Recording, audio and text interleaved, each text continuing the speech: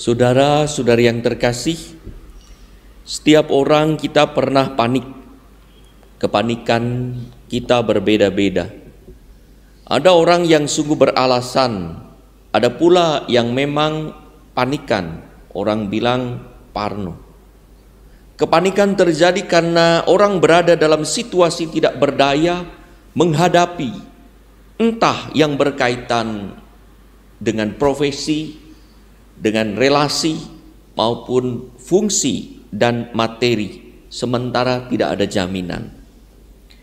Dalam keadaan seperti itu biasanya kita berteriak, "Tuhan, tolonglah saya. Di mana Engkau? Tidurkah Engkau? Lupakah Engkau?" Padahal dalam Mazmur 49:15 dikatakan, dapatkah seorang perempuan melupakan bayinya sehingga ia tidak menyayangi anak dari kandungannya? Sekalipun dia melupakannya, aku, Yahweh, tidak akan melupakan engkau. Allah tidak akan pernah melupakan dan meninggalkan kita, manusia. Saudara-saudari yang terkasih, pernah dalam satu misa pagi saat saya memberi pengantar tentang Bartimius yang berseru-seru kepada Yesus, "Tuhan, kasihanilah aku, Tuhan, kasihanilah aku." Tiba-tiba organis yang ada di samping saya mungkin mengantuk. Dia menjawab, "Tuhan, kasihanilah kami." Padahal pada waktu itu acara tobat belum mulai, masih pengantar. Ada hal lain lagi baru-baru ini saya mendapat telepon, lalu saya terima, "Selamat siang." Lalu ia malah bertanya, "Saya telepon sama siapa ya? Tadi lupa." Lalu menyadari ternyata saya yang menerima, uskup. Ya, menelepon kepada orang tapi tidak tahu, pikiran kemana-mana. Demikian juga kalau kita naik bis rombongan bersama-sama atau naik mobil pergi ke suatu tempat ziarah, kita melihat ada orang bangku-bangku yang tenang tidur, tapi ada yang ngobrol. Orang ngobrol karena asik berbicara, ada tema.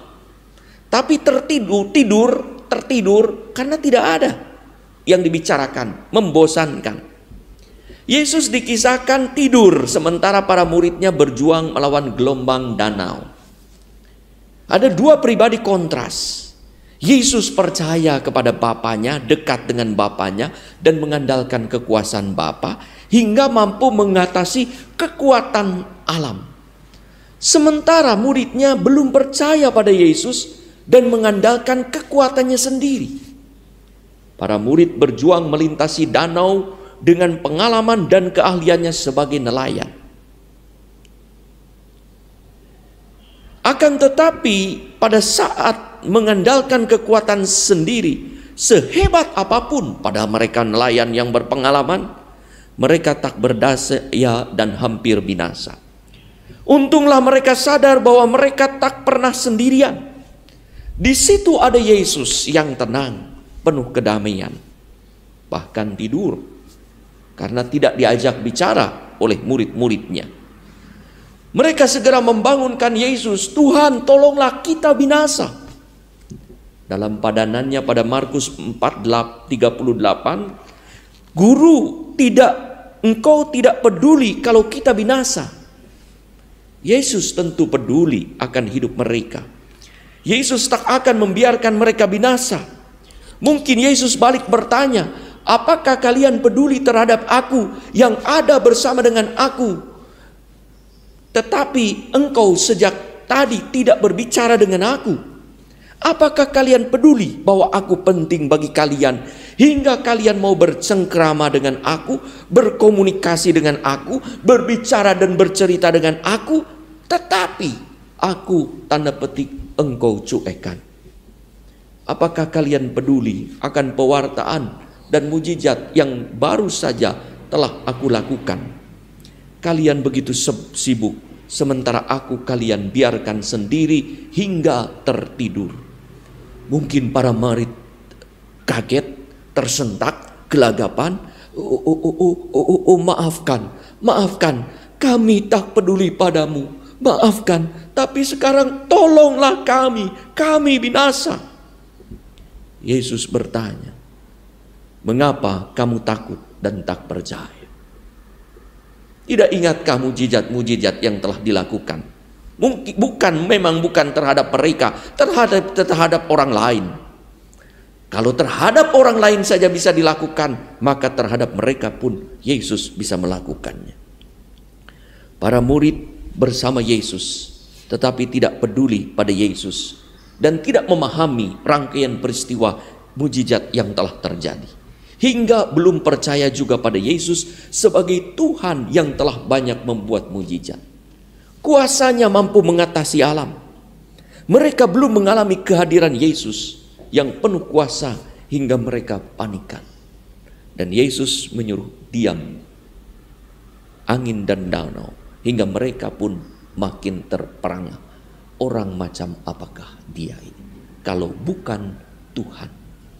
Saudara-saudari yang terkasih, kadang kita mengalami kepanikan seperti dialami para murid. Kita tak menyadari kehadiran Tuhan. Ada saat-saat di mana kita mungkin tak peduli pada Tuhan. Badan kita ada dalam gereja duduk, tetapi hati dan budi kita tidak tertuju kepada Tuhan.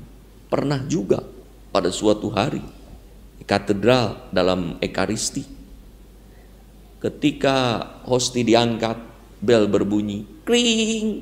Tiba-tiba saya mendengar sedang hening-hening. Halo, rupanya orang tertidur lalu mendengar bel. Udah lama sekali. Halo, masih imam waktu itu. Pikiran kemana-mana, badan ada di situ. Pikiran dipenuhi berbagai kekhawatiran. Justru Tuhan yang dekat bisa terasa jauh, bahkan tak ada. Bisa jadi karena kesibukan kita membuat Tuhan tertidur, hingga pada saat ada masalah kita panik. Bukan hanya kurang percaya, tetapi juga tidak sadar bahwa Tuhan ada dekat dengan kita. Maka Yohanes pemandi mengingatkan kita, di tengahmu ada ia yang tidak kamu kenal. Yohanes 1:26. Saudara-saudari yang terkasih, bagaimana keadaan keluarga, komunitas, masyarakat, dan dunia sekarang kita? Bisa jadi kita berteriak seperti para murid, Tuhan, tidakkah engkau peduli bahwa perahu hidup kami sedang dihantam badai? Yesus bertanya balik, apakah kalian peduli bahwa aku ada bersamamu? Apakah engkau percaya bahwa aku selalu ada bersama dengan engkau?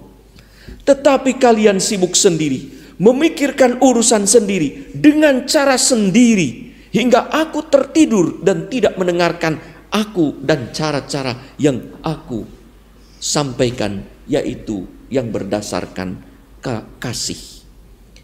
Misa kita adalah salah satu saat untuk membangunkan Yesus yang mungkin tertidur di perahu hidup komunitas, keluarga, masyarakat, dan dunia karena kesibukan kita.